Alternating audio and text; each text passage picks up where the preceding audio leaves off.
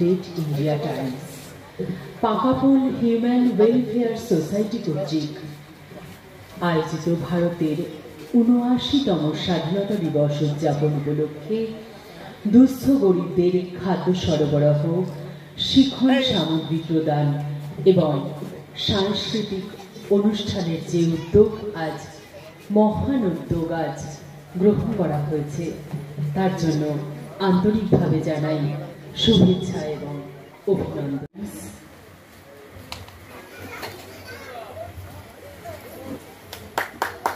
আজি প্রধানের অভিনয় করার জন্য সভাপতি পদ অলাগ্য বিধাতা पंजाब सिंध तब शुभ नामे तब शुभ आशीष मागे गाहे तब जय गाथा जन गायक जय हे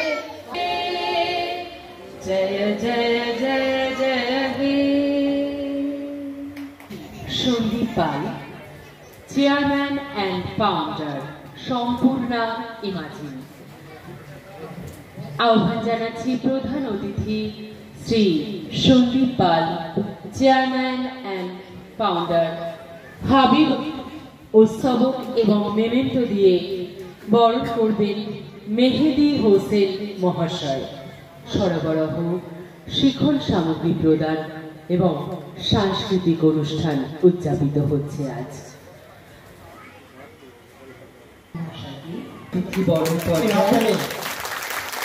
মহাশয়কে বরণ করে নেওয়া হলো সবক এবং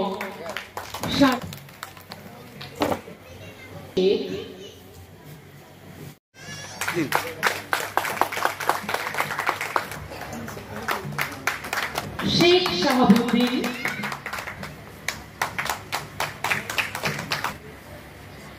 কুমার,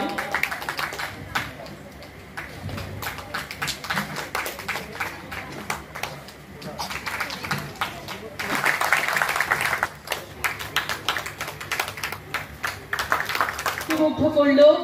তাদের জন্য আরো একবার জোরে হাততালি এবং তাদের আমাদের অধিকার কি আর আমাদের অধিকার যখনই আপনারা জেনে যাবেন তখন এই পাকাপোলের আজকে যে প্রতিষ্ঠিত দিবস সেটা আপনাদের পরের বছরে আরো সুস্পষ্টভাবে একটা ফুলের মতন ফুলে উঠবে।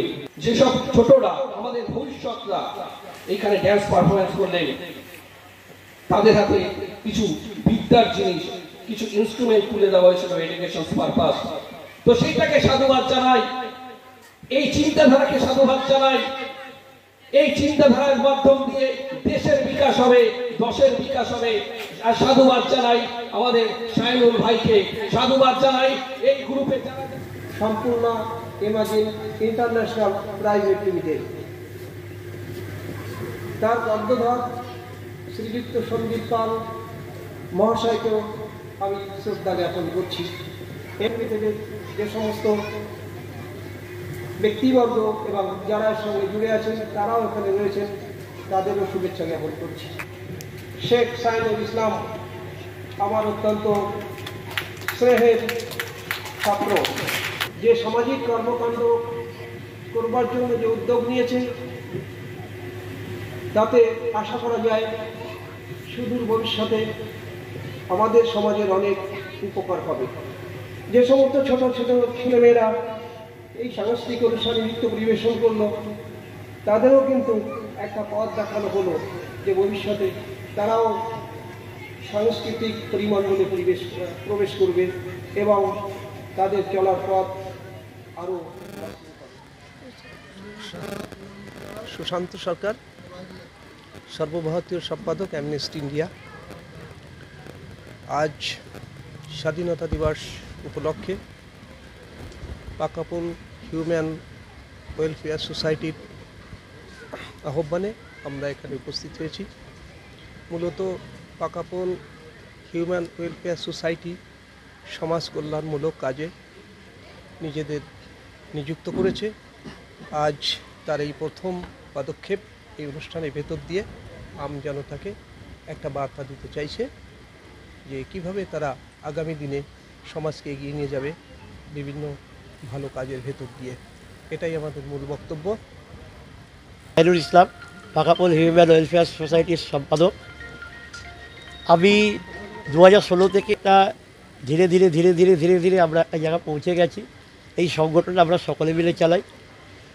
আমরা আমাদের যে অর্থ আমরা কালেক্ট করি বা আমরা পাই, নিজেদের থেকেই আমরা সেটা কালেক্ট করি এবং সেটা দিয়ে আমরা বিভিন্ন স্কুলে, কিছুদিন আগে এই আজ থেকে এক সপ্তাহ আগে রাজবাটি পূর্বপাড়ায় এক স্কুলে বাচ্চাদের হাতে খাবার তুলে দিয়ে এসেছি এবং বৃক্ষরোপণ কাজ করে এসেছি।